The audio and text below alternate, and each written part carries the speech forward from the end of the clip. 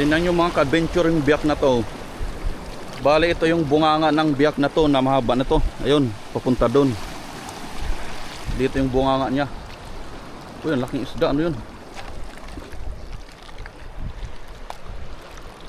Oh, seaweed pala guys. Tingnan natin guys yung biyak na to. Ano?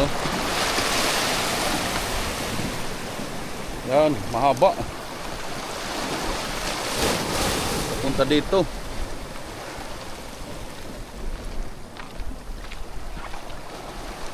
Yan ito guys, oh.